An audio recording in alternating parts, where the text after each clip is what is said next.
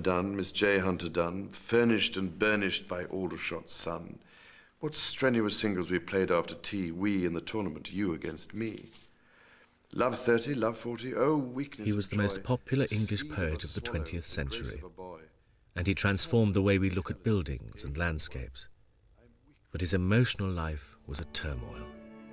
He also rather fell for me then, and that remained with him in a funny background way through his life.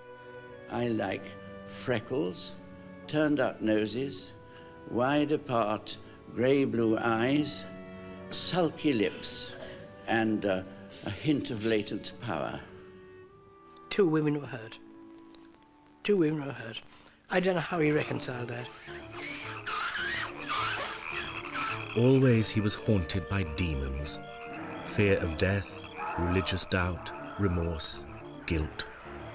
Security lay in his teddy bear Archie, who he said never let him down.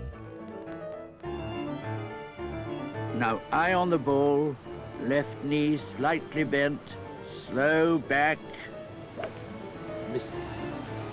Yet John Betjeman laughed, and the world laughed with him.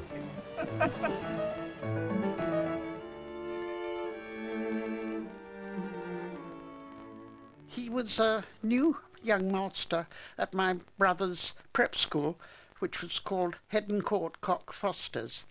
And my Edwardian parents drove in a landau down for the school sports.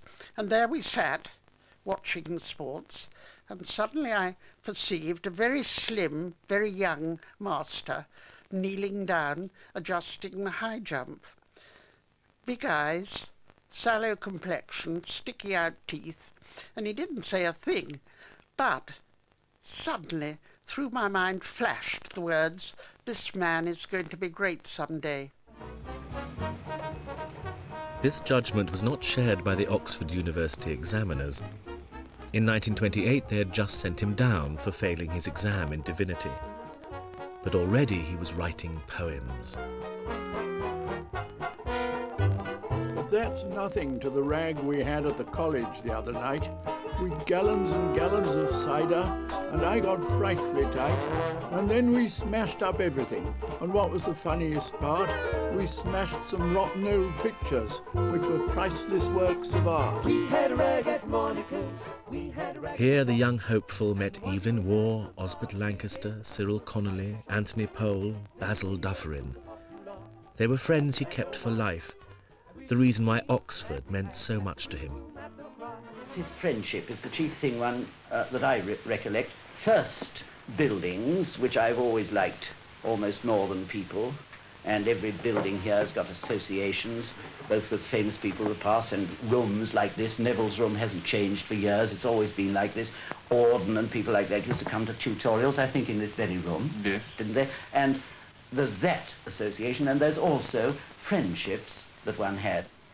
He got into a really very fast set of wealthy aristocrats and of people who were rather grand, for whom he was, I think it would be wrong to say, I mean, I don't go back that far, but from talking to people who knew him then, and talking to John himself, he was a kind of court jester.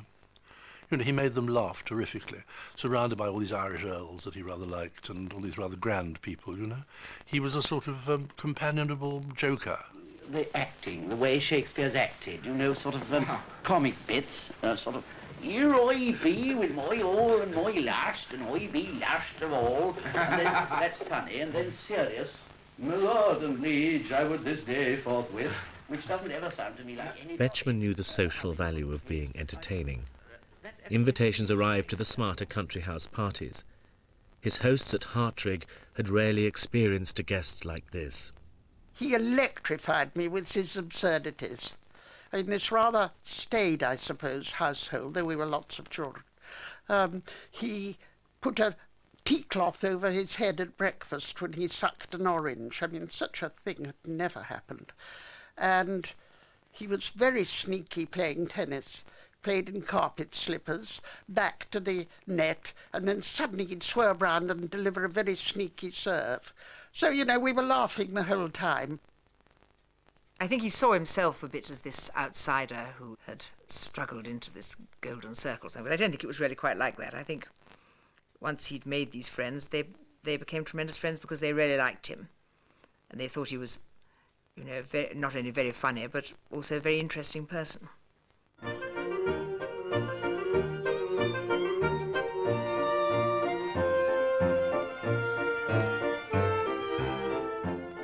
The bright young things amused themselves by making stately home movies with starry casts and costumes from the dressing-up box.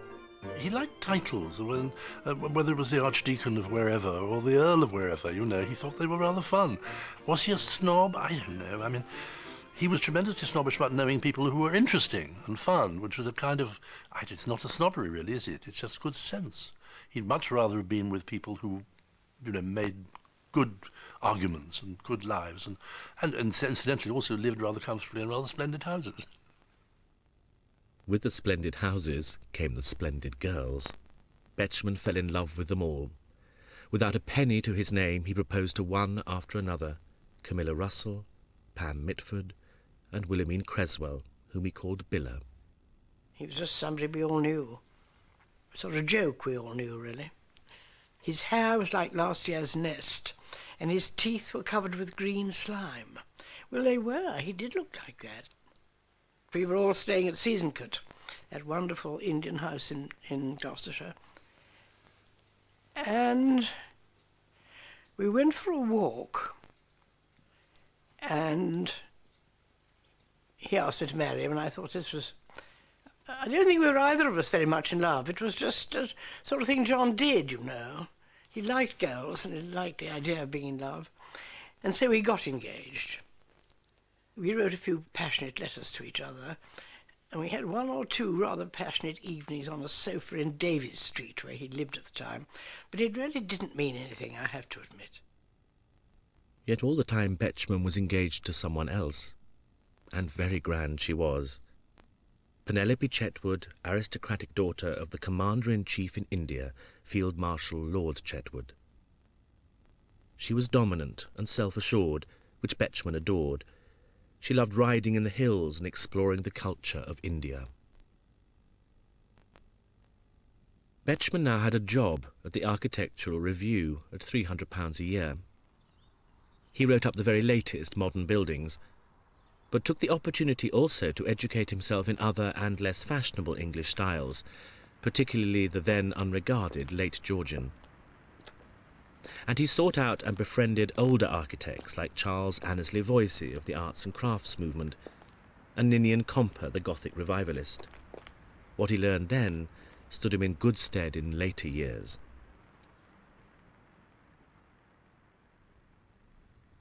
The architecture that Penelope Chetwood admired was rather different. She had a passion for spectacular Indian buildings like the great rock-cut temples at Ellora. She sent an article to the magazine. Betjeman dealt with it. We just sort of fell in love. We were kneeling on the floor looking at my photographs of Ellora. I think we were engaged for about 2 years before we actually married. I mean, nobody in those days liked their daughters to marry somebody who was quite penniless. My father never had much in common with my husband because my father was not really an intellectual. I mean, he was interested in his soldiering and he was interested in sport. Sir Philip, Lord Chetwood, could never remember his name. He was called Bargeman or all sorts of things like that. They didn't like him at all, but Lady Chetwood was a most crashing snob, and known to be. And I mean, she thought that the Prince of Wales wouldn't have been good enough for Penelope.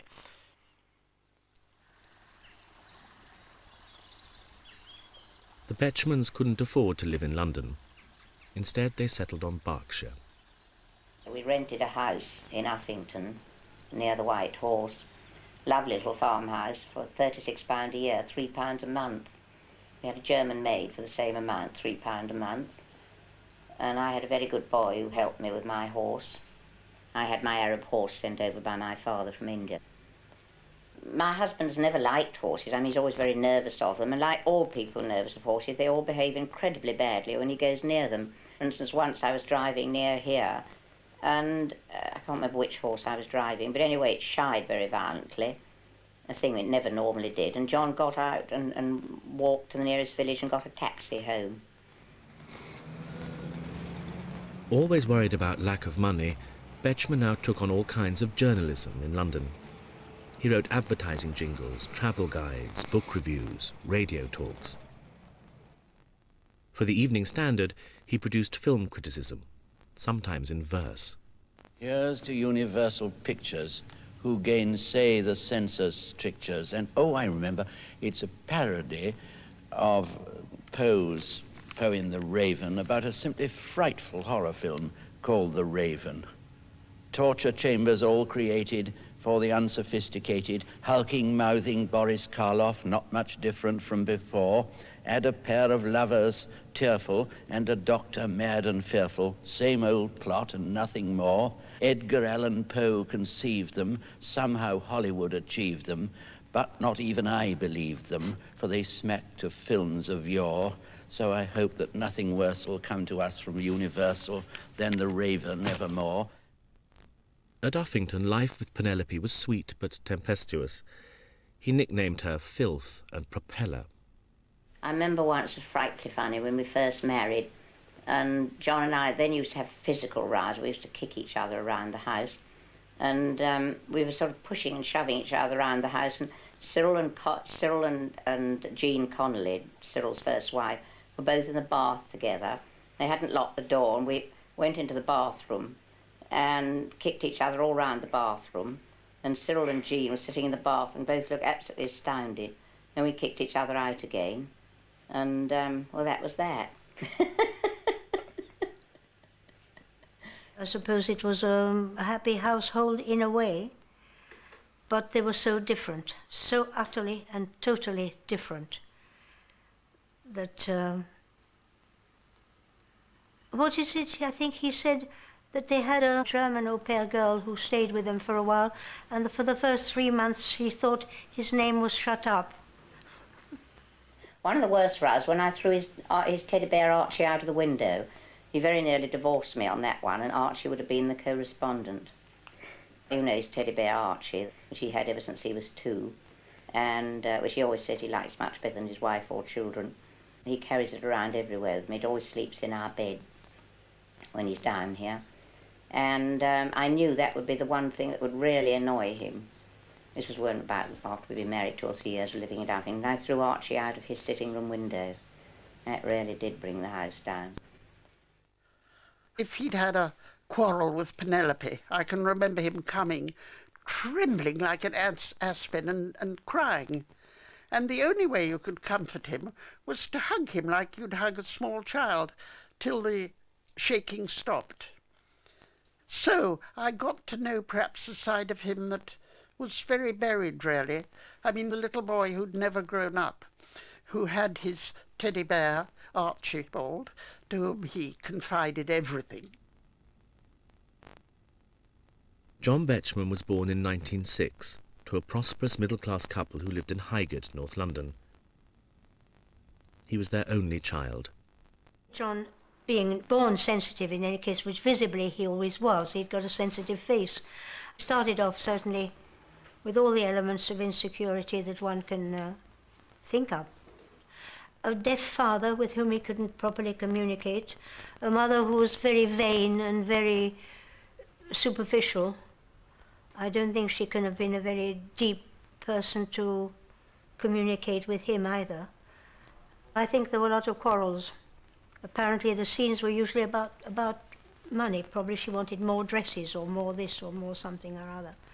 I don't know whether they ever rowed in front of him or whether he just felt it, but I know that there wasn't any warmth atmosphere in there. It was good food, a comfortable house, but that's it. There was that firm, of course, running over the generations, which was doing very well. Cabinet makers, luxury cabinet makers. You know those famous Stantleses? They patented that. There's a handle over the top, and it swivels, and there's a lock, and you can only open the flasks when the master of the house comes home with his key, so as to keep the servants off the drink.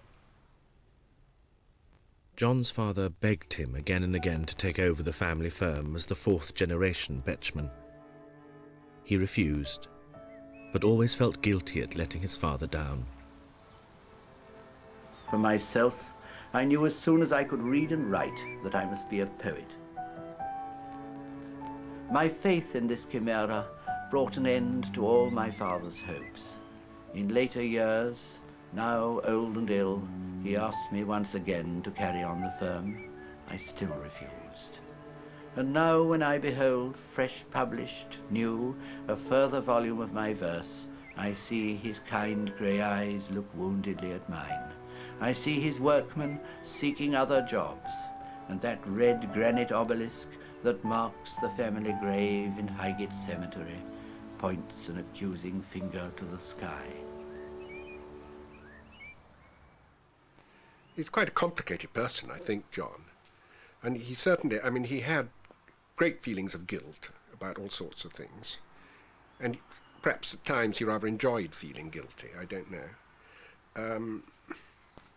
He was always putting on an act. He was a great showman. He was a brilliant showman, but you never quite knew what the genuine John was, and how much was just the act.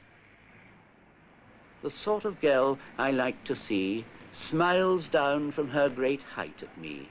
She stands in strong athletic pose and wrinkles her retroussé nose. Is it distaste that makes her frown, so furious and freckled down on an unhealthy worm like me? Or am I what she likes to see? Freckles and sulky lips were what Betjeman said he admired. He employed a long line of secretaries with such looks. One stirred him to real, if platonic, passion. He called her Freckly Jill, and wrote this for her. I could not speak for amazement at your beauty as you came down the Garrick stair.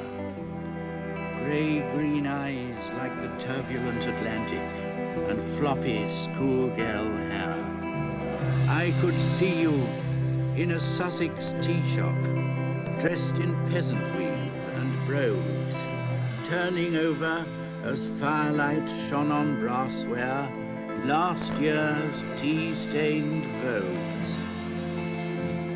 I could see you as a large-eyed student, frowning as you tried to learn, or head flung back, the confident girl prefect, thrillingly kind and stern.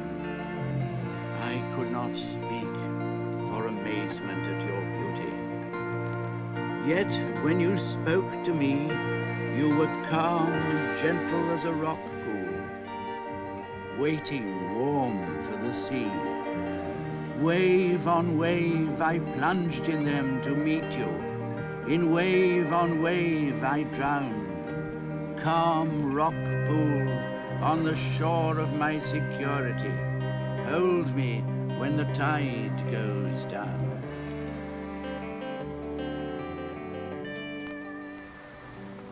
By the early 1950s, Betjeman was so busy in London that he rented a small house in the city, by the Norman Church of St. Bartholomew the Great, where he worked during the week.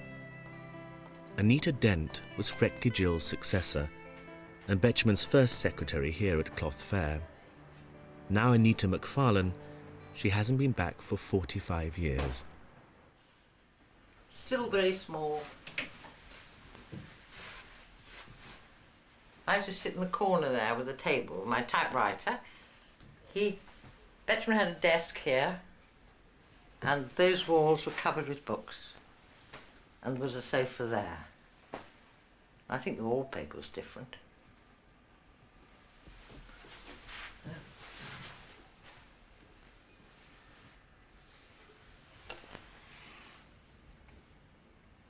When you look out of the window, it feels just the same.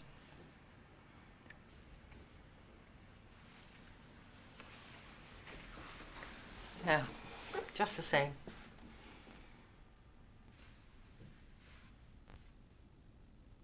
Betjeman was always very close to his pretty secretaries. The next in line was young Tory Denniston. He would dictate to me the answer to these many letters that came asking him to open fetes and go to school functions, most of which he would say, I'm really flattered you should have asked me to do this, but I can't. I'm so sorry that I find that I'm not able to commit myself so far in advance. So he wrote nice letters and actually got rather cross about so many people taking up his time. People used to ring him up, journalists sometimes, and or maybe the journalist's secretary, and nobody could ever spell his name, and that annoyed him an awful lot. And depending on how grumpy he was feeling, he would spell it out on the telephone. B for bugger, E for entrails, T for turd, J for jockstrap. But when he was feeling very happy, he'd say, now let's go out to lunch. And we would walk and to a restaurant called Coltman's, where you had champagne out of pewter tankards. He always wanted to know what was happening with my steady, who was my future husband. He said, how's Lawrence, he called him, how's Lawrence? And then when we got ready to go, he said, are you going to get married? And I'd say, well, no, I don't think so. And he said, have you done it? Because Tory's shorthand wasn't up to much, Betjeman bought a new dictating machine called a stenorette. I suppose one evening I forgot to turn it off at the door and came to work the next morning, 9:30, walked through the door and thought, my God, this isn't where I work. This is a dream. I'm still asleep. And then a fireman came down and he said there was a fire last night.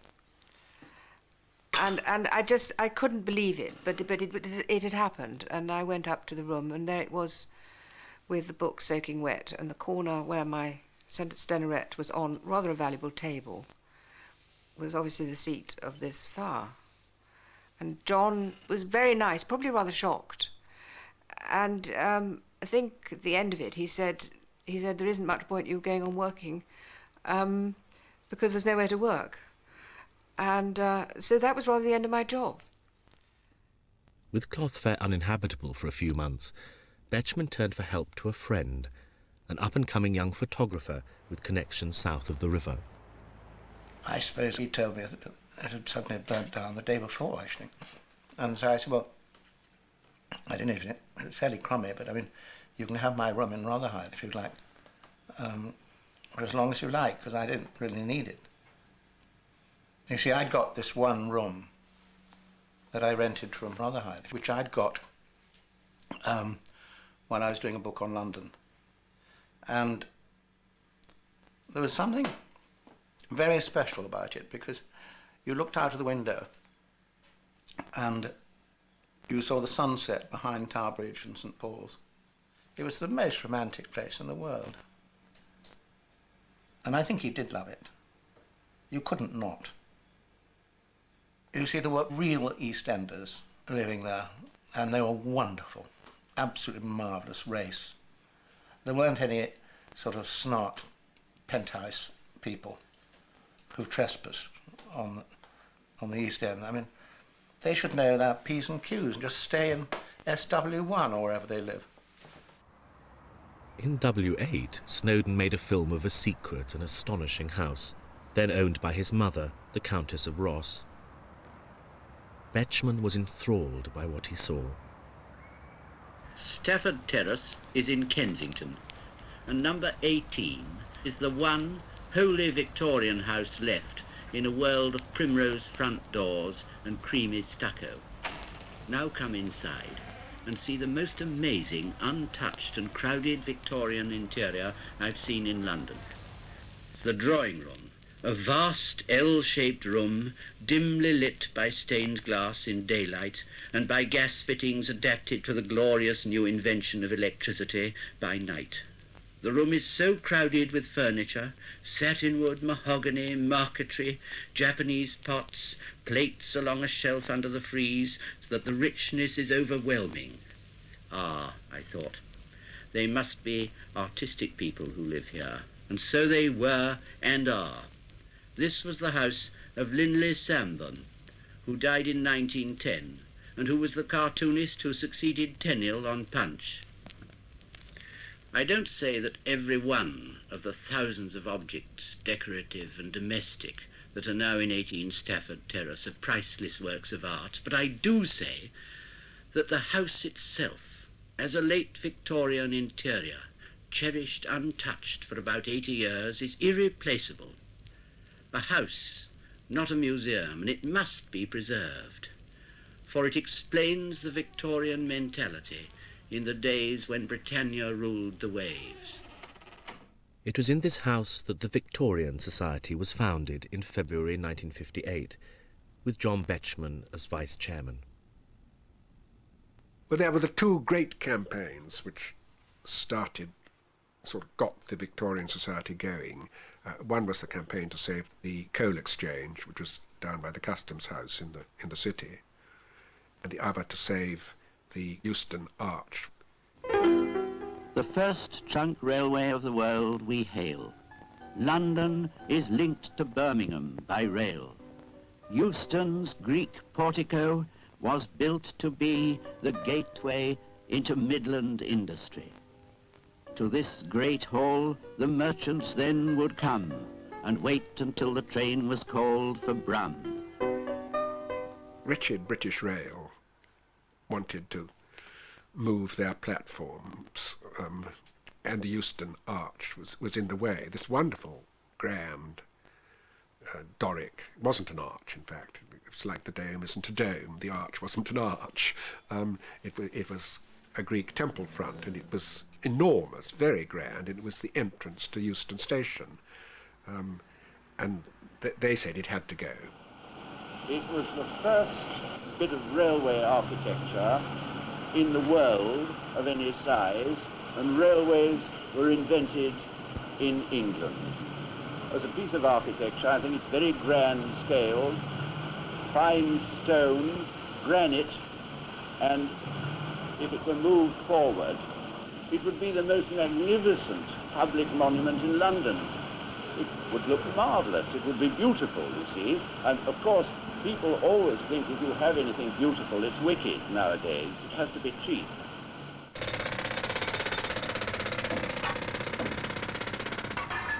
Well, of course, sometimes John Betjeman wasn't successful in his conservation campaigns, and the Euston Arch was really a big failure. But I don't think John Betjeman and the Victorian Society were quite as wily and political as they needed to be, because they had the whole modernisation establishment against them. And at the last fence, they fell, and that last fence was Harold Macmillan. He believed in a rather sort of grand way that we had to modernise and that the past didn't really matter that much.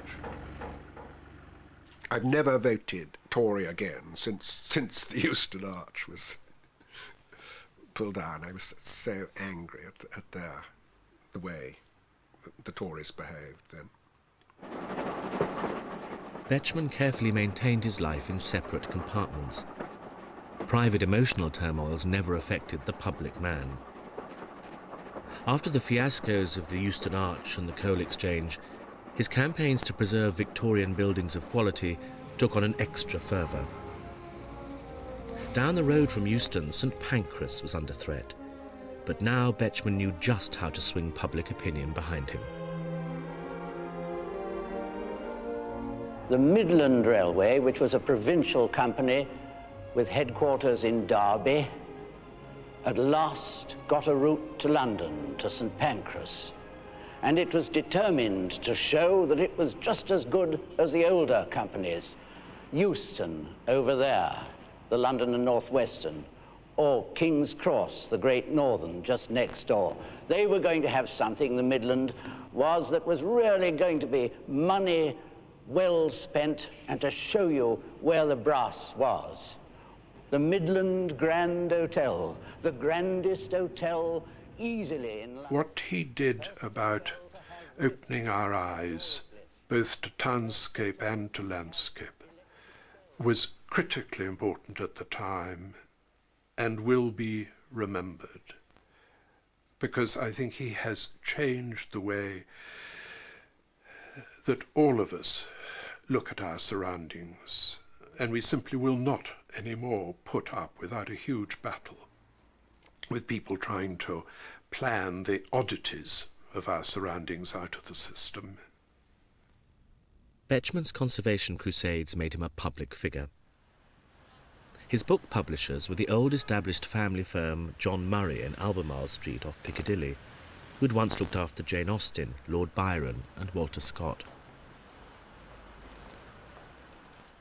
Jock Murray was an Oxford friend who had taken a gamble with his own money to publish one of Betjeman's early volumes of verse. He never thought to see any of it back. John Betjeman's small volumes of poetry didn't sell very much, but in 1958 we produced his collected poems with an introduction by Lord Birkenhead, and overnight John Betjeman became famous. I don't know what it was. It was somehow the mood of the time, and by word of mouth, all over the country, people were asking for this book. And not since Byron's Childe Harold had we had to pass copies of the books to booksellers out of the window here at 50 Albemarle Street. I mean, the second printing, I think, was 30,000 or something, and before long we'd sold in hundreds of thousands, and it's now sold in millions. 2 years later came his verse autobiography, curiously ending at the age of 23. It has just been set to music by Jim Parker for radio. 1, 2, 3.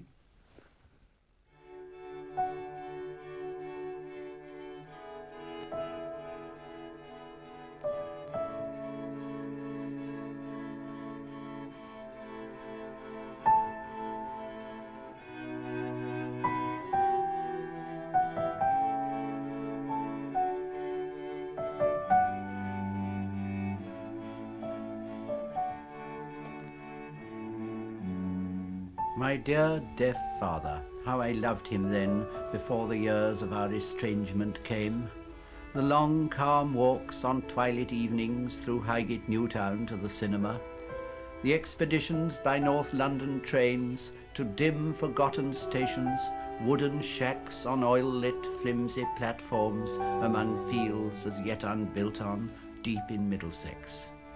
We'd stand in dark antique shops while he talked, holding his deaf appliance to his ear, lifting the ugly mouthpiece with a smile towards the flattered shopman. Most of all, I think my father loved me when we went in early morning pipe smoke on the tram down to the Angel, visiting the works. 4th generation, yes, this is the boy.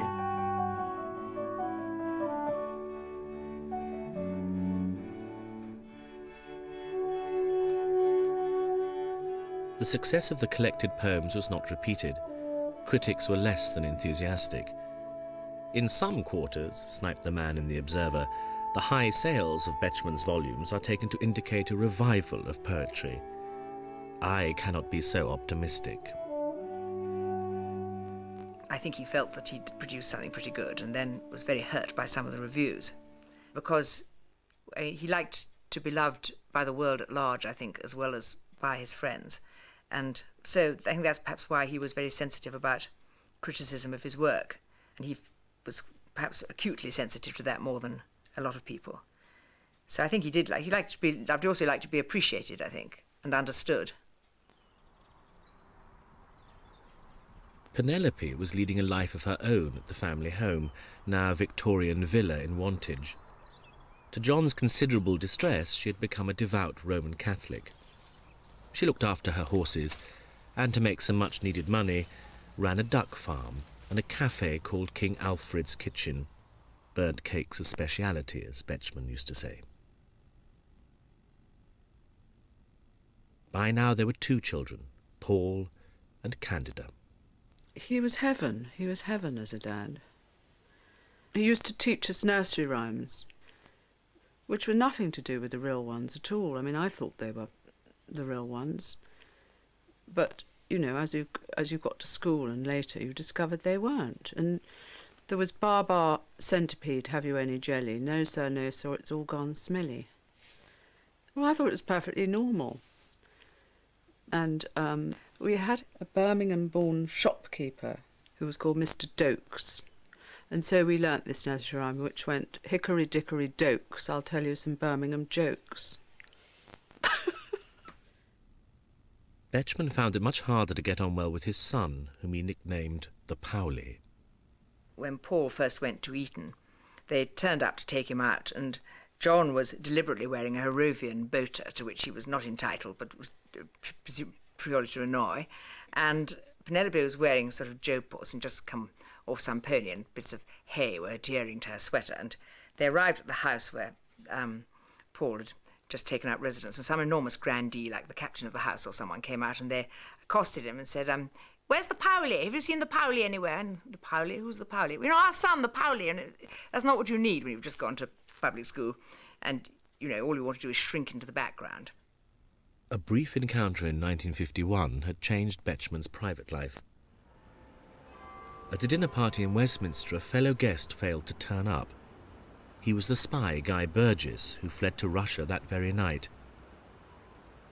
The guests, who included Anthony Blunt, waited 2 hours, and Betjeman had the chance to meet a young woman in her early 20s, the daughter of the Duke of Devonshire.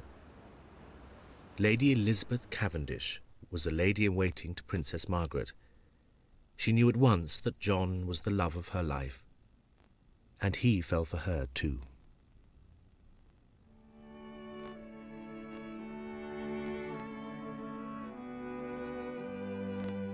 With Betjeman spending more time away from home, he and Penelope were leading increasingly separate and unharmonious lives. They were devoted to one another, but found living together difficult. Voices were raised. There were money problems, rows.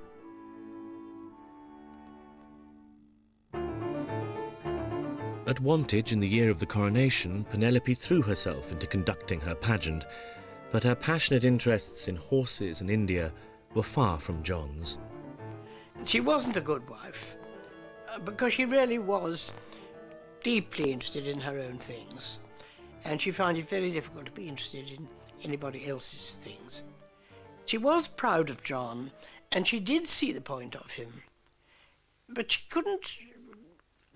couldn't give in to it enough. She didn't put herself out for him, although she would have liked to in a way. It was complicated. Well, I think one thing was that he was always falling in love with somebody, and it was very often it only lasted about 10 minutes. But I would think that when he fell in love with Elizabeth, it was lovely for her too. And I think that she probably encouraged it, which encouraged him like anything. He was very pleased that she seemed to depend on him very much. Penelope was the exact opposite. She didn't depend on him at all, or appear to. I mean, she was so much herself and with her own interests, and Elizabeth was so thrilled with him. We loved Elizabeth Cavendish very much, and she was just exactly what he needed at that period in his life. You know, peace and happiness and straightforward companionship, and no noises and no rows, as far as I know, and no fuss. She was a very, very loving, peaceful person, and you remember he used to call her feeble because she was such a strong-minded lady who did exactly what she thought was right. Penelope didn't like it. She didn't mind. I mean, she'd been putting up with all the girls he liked and said he liked and all that. But this she recognised at once as more serious, because she did see that it was taking John away completely. And she wanted, if it were at all possible, to share him with Elizabeth, as people have done in the past. But Elizabeth wouldn't. She simply wouldn't, and that was sad. I love Penelope, Betjeman wrote to Billa Harrod in Norfolk, but I cannot live with her for long without quarrelling. Elizabeth now loves me more than anyone else in the world. I cannot hurt her either any more than I can Penelope. I depend on Elizabeth for food for my body and mind. In all this storm of misery, the one thing I cling to is my love for Penelope and for Elizabeth, who has given up marriage and a family life with her own children out of love for me. He did not want a divorce from anybody. He wanted, as many another person has, to have his cake and eat it. He wanted to have 2 wives. He didn't believe in divorce. He thought divorce was the wrong thing. He thought it was more proper to go on with 2 women. It was very unkind of him. It was very unkind of him. But it was part of the side of John which is unreal, which doesn't face up to facts at all. Television, the great escape from reality. In the 60s and 70s, Betjeman plunged into making programmes, finding pleasure in the companionship of film teams and allowing his enthusiasms full rein. Viewers, in turn, responded to his warmth, authority and sense of fun.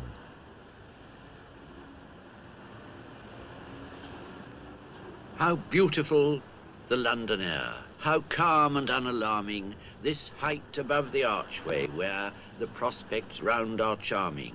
Oh, come and take a stroll with me, and do not fear to stumble.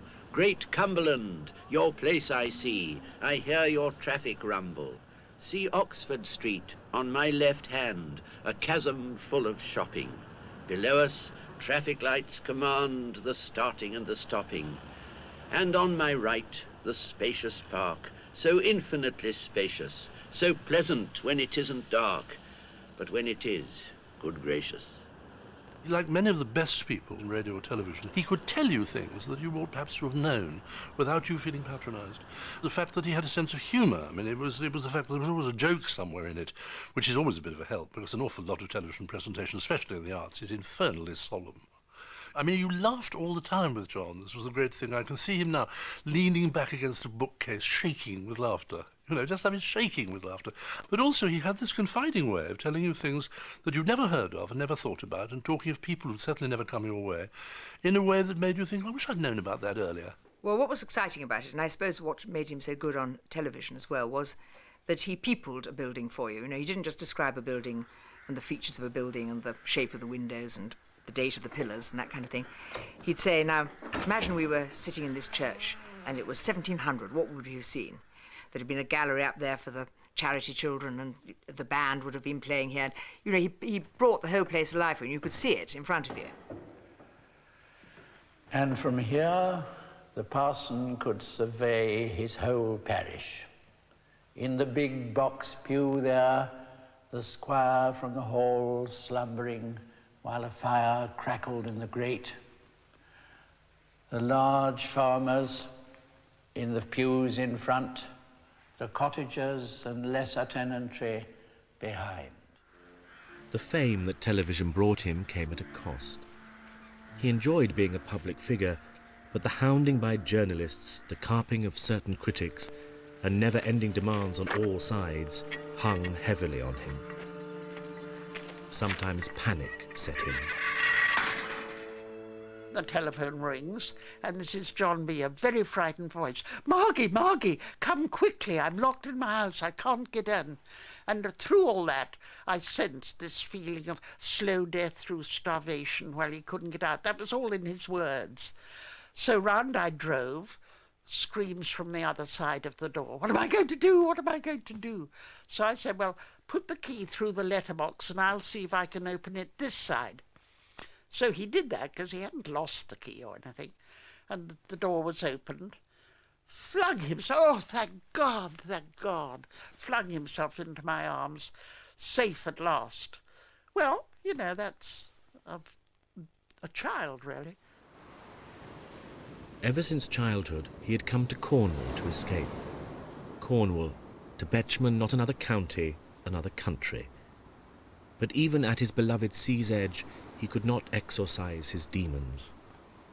Of all the men I've ever met, all the people I've ever met, I think he was the most insecure, the most vulnerable. I think he was very badly frightened when he was a child, you know, probably bullied, had a hell of a time at school and all that, and kind of retreated into a shell, the sort of shell that we pick up on this beach here, and never really came out terribly much. If he did, he disguised himself with a funny hat or a joke and just went on writing the poems. He knew all about self-protection, and he did protect that inner self to the end, but it's all there in the poems. A mist that from the moor arose in sea fog wraps Port Isaac Bay. The moan of warning from Trevose makes grimmer this October day.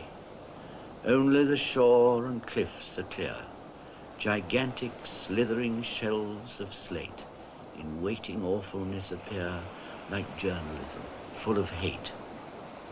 The dunlin do not move, each bird is stationary on the sand, as if a spirit in it heard the final end of sea and land. And I, on my volcano edge, exposed to ridicule and hate, still do not dare to leap the ledge and smash to pieces on the slate.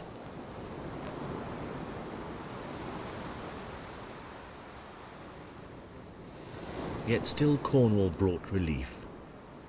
He and Elizabeth Cavendish came off-season to his house in Trebetherick, often with his old Oxford chum, the artist and cartoonist Osbert Lancaster, and Osbert's wife, the writer Anne Scott James. John was very lively and jokey at breakfast, and some of his jokes were perfectly terrible, and one wasn't quite ready for them at 8:30 a.m. But after breakfast, then we'd all go out for a long walk over the cliffs.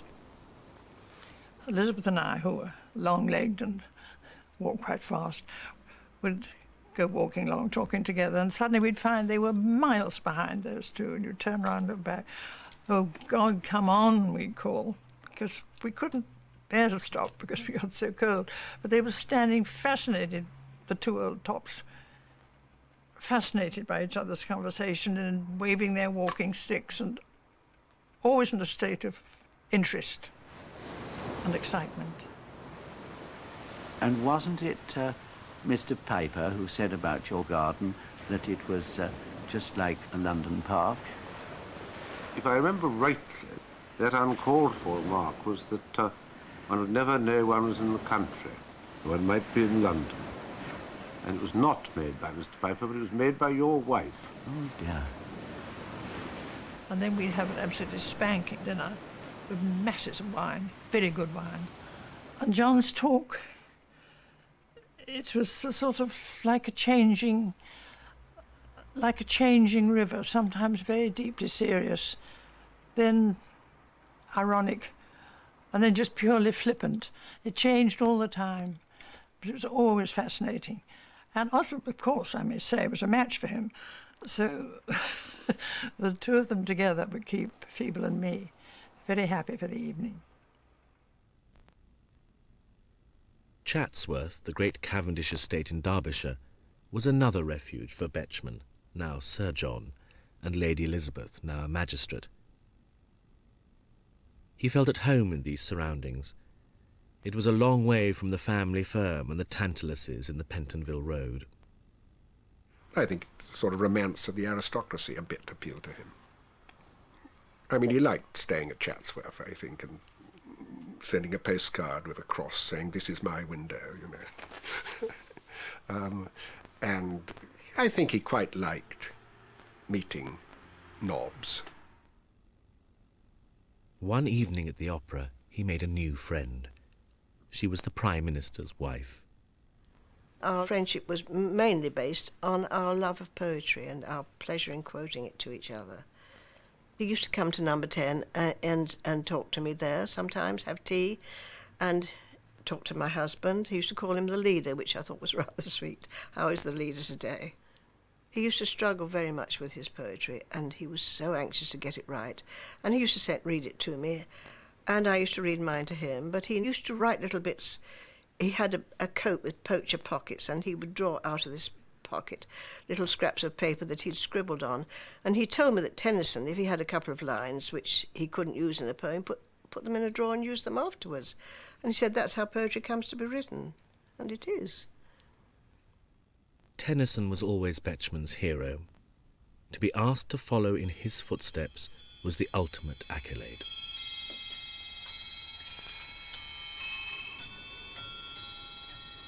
Well, since I've been made Poet Laureate, which is only a matter almost of hours, my mind has gone back to rather unregarded Poets Laureate. I suppose the one who's most run down was Alfred Austin. Something in that, though, don't you think? Running him down, I mean. We were always told across the wires the electric message came, he is no better, he is much the same. He probably could have written that. Perhaps he was a man without humour, but of course, the great ones. Dryden, too heavy for me, I'm not learned enough for him. Eusden, shall I tell them I'm the Wandsworth Gasworks? Hello, this is the Wandsworth Gasworks, yes? Oh, try the gas board. I think he's there now. Goodbye. Could I bring you to another point, Sir John? The Poet Laureate these days, as far as I understand it, moves at his own will. There's no pressure of any kind put upon him, is there, to turn out an ode on a royal... You can't force something that has to be inspired. I think if you're carried away by it, you can do it, but you have to be carried away by it.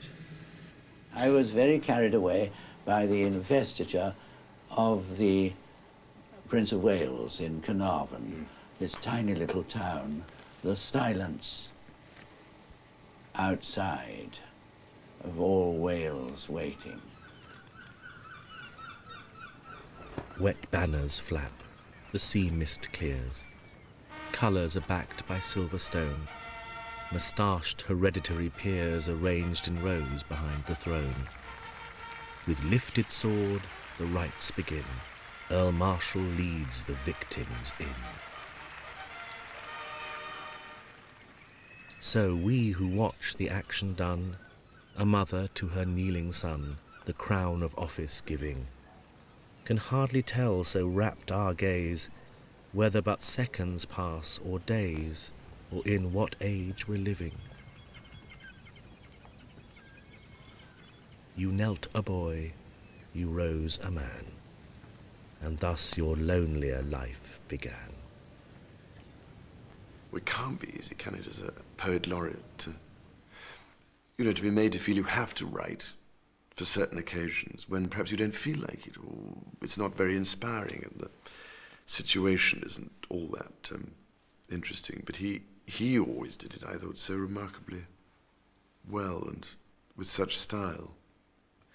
His poems displayed a real grounding in grammar and literature, and also the understanding of how a poem is constructed.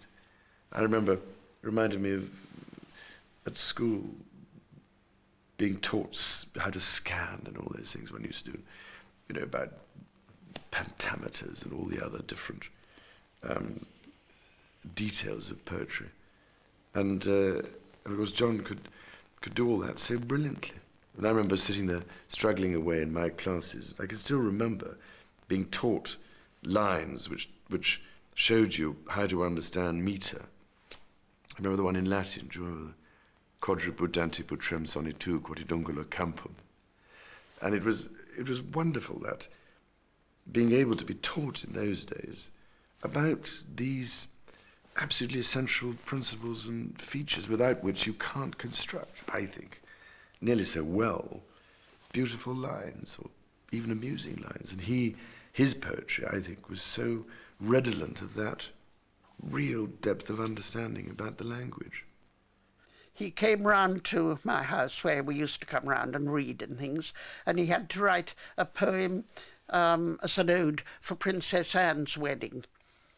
And so I said, now you sit by the fire and write your poem, compose your poem, and I'll sit over at this desk doing my Christmas cards. So I worked away at my Christmas cards, went to see how he was getting on. He was fast asleep by the fire. I don't think Poet Laureate was for him. It's not the kind of poem he wanted to write. Betjeman left Cloth Fair in 1973. He moved to a street off the King's Road he nicknamed Dog Mess Walk, just 5 doors away from Elizabeth Cavendish. Here she could care for him as his health deteriorated. Did he like living here in Chelsea? Well, I think so. I don't think I had much choice anyway. Because, he was taken out of cloth there, so Lady Elizabeth put him down here, well, so, so I don't think he had much choice anyway. I think he felt a bit trapped, yes, I think he felt. But it was for his health, really. I think he had to live there and work there. But I think he felt a little bit like a caged bird who needed to fly away whenever he could, so he did, if he could, when he could. We used to have a laugh and joke, glass of champagne every morning. So, what was his and keep him out of trouble. How did you keep him out of trouble? Because you used to get a taxi and go up to his club, and he'd say, "Shh, don't you say anything." Because he'd never turned up back again, did he? He used to stay out. And that, and then she'd phone me up and say, "Where's Sir John?" And I'd say, "I don't know, I left him down here." But I knew he'd went in a taxi. He needed these free afternoons, whatever happened. I didn't suppose very much, but being with someone else, someone different, was a pleasure, I think, he needed.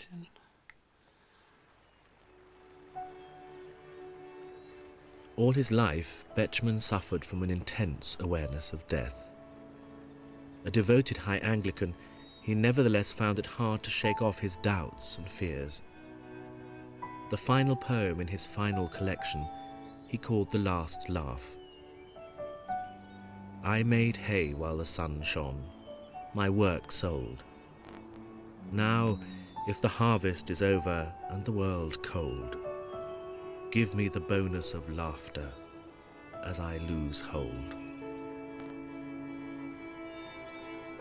For evening is a time when some of us are thinking of the evening of our lives and of the vastness into which we go, or nothingness, or of eternal bliss. Whatever it is, for sure we've got to go, alone, alone, and time will part us all, and somehow, somewhere, waits the love of God. Faith, hope, and charity. Oh, give me hope. I think he was a man who lived with an acute awareness of the void. You can say that was because he had a depressive streak. He had those black days and black moods. And poor John, he was very unwell for a long time towards the end of his life. It's not fun living with Parkinson's. And, friends of mine who went to read to him or see him more than I did towards the end, would tell you how he would turn his wheelchair to the wall and just look into blackness. Shaking palsy. But shaking is only the most visible symptom of Parkinson's disease. It is not the worst.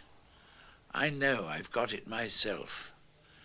Being unable to move your limbs at all, or at best with difficulty, being unable to cross a room, let alone a street, without freezing, being always terrified lest you fall, those are far worse, and made more terrible by the fact that whilst our bodies fail us, our minds remain alert.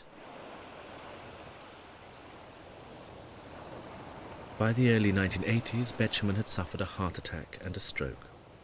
He became confined to a wheelchair. John, have you got any regrets about your life at all? Yes. What you've done or haven't done? Yes. I haven't had enough sex. What about your work as a poet? I like writing poetry, but I'm not certain that it's any good. I only hope to heaven it is. That time will tell. John Betjeman died peacefully on the 18th of May 1984 in Cornwall, where he had spent the happiest days of his childhood. He'd been married to Penelope for half a century, and he'd been with Elizabeth for 33 years. There was a tremendous storm that day of his funeral. It was really wild. We had to carry the coffin across the golf course. There's no road to the church, and it was pouring with rain. I've never been so soaked in my life. And when we arrived in the church, people said we looked like wreckers. We were completely soaked through.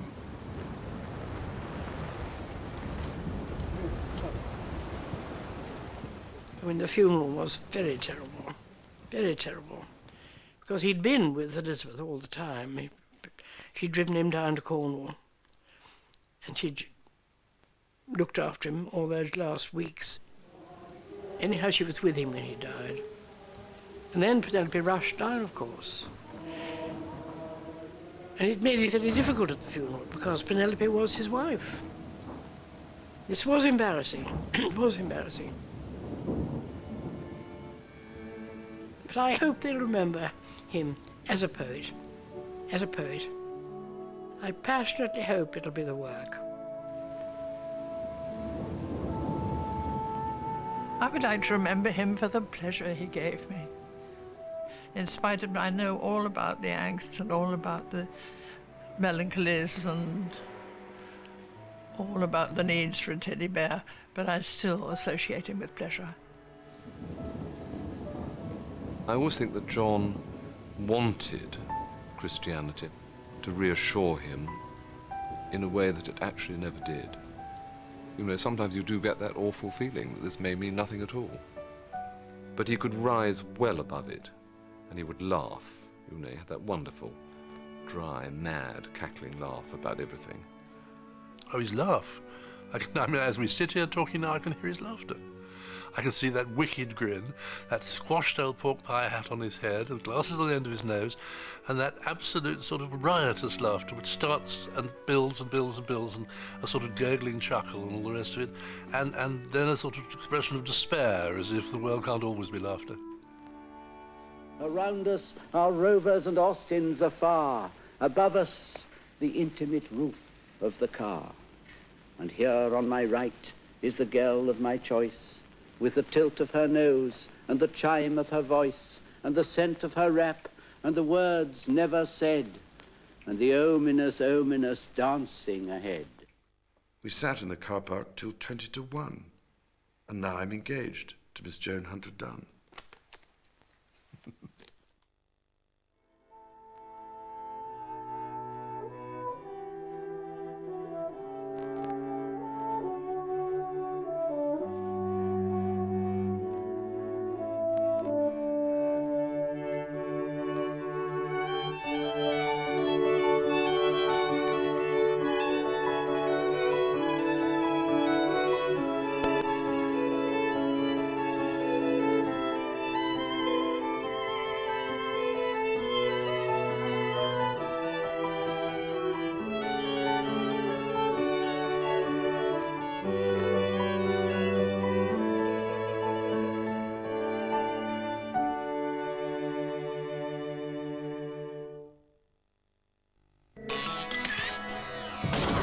The big film tonight on BBC Two, winner of 9 Oscars, The English Patient, is next.